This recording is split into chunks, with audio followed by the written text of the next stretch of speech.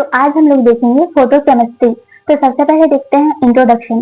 तो इंट्रोडक्शन में क्या बोला गया है? Photochemistry is a branch of chemistry concern with the chemical effect of light and chemical reaction initiated by the absorption of energy in the form of light is called photochemical reaction। तो यहाँ पे क्या बताया गया है?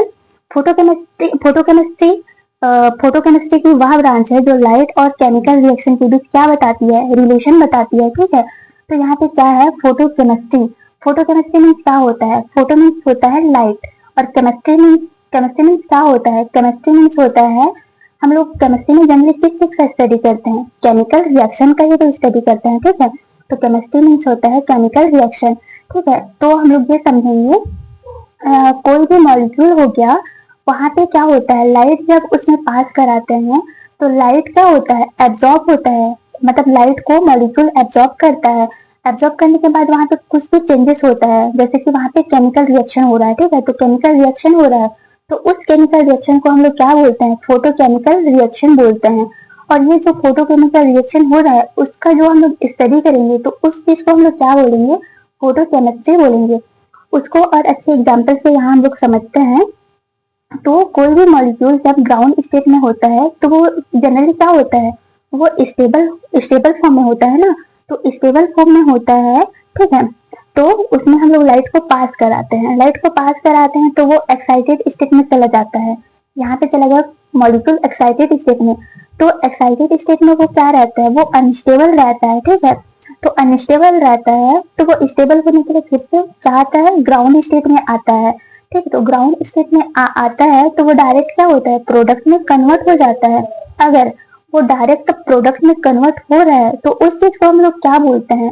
Photochemical reaction बोलेंगे। लेकिन अगर कोई भी मॉलिक्यूल लाइट को एब्जॉर्ब करके एक्साइटेड स्टेट में जाता है और ग्राउंड स्टेट में आता है, ठीक है, स्टेबल होने के लिए, तो वो डायरेक्ट प्रोडक्ट में कन्वर्ट नहीं होता, वो एनर्जी के फॉर्म में वो रिलीज करता है। ठीक है, जो एब्जॉर्ब किया हुआ लाइट को एनर्जी के फॉर्म में यहाँ पे रिलीज कर देगा, लाइट के फॉर्म में रिलीज कर देगा, वो प्रोडक्ट में कन्वर्ट नहीं होगा, तो उसको क्या बोलेंगे?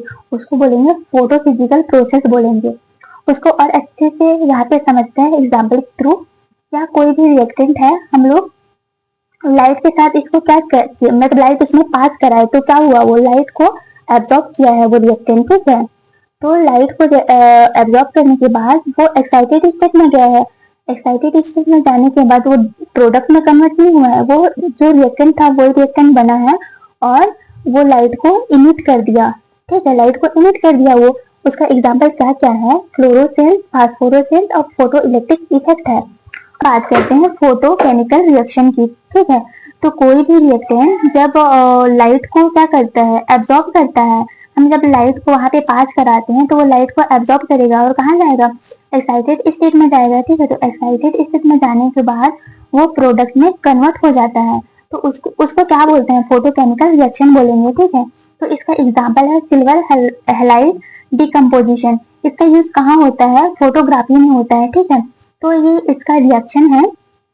तो 2 सिल्वर क्लोराइड को हम लोग यहाँ पे लिए हैं, उसमें क्या कराए हैं? लाइट को पास कराए हैं, तो वहां पे क्या हुआ है? वो लाइट को एब्जॉर्ब कर लिया। ठीक है, एब्जॉर्ब होने के बाद दो ही चीज होगा, या तो बॉन्ड का फॉर्मेशन होगा या तो बॉन्ड का ब्रेक होगा। ठीक है, तो कोई ना कोई तो रिएक्शन होगा ही होगा ना।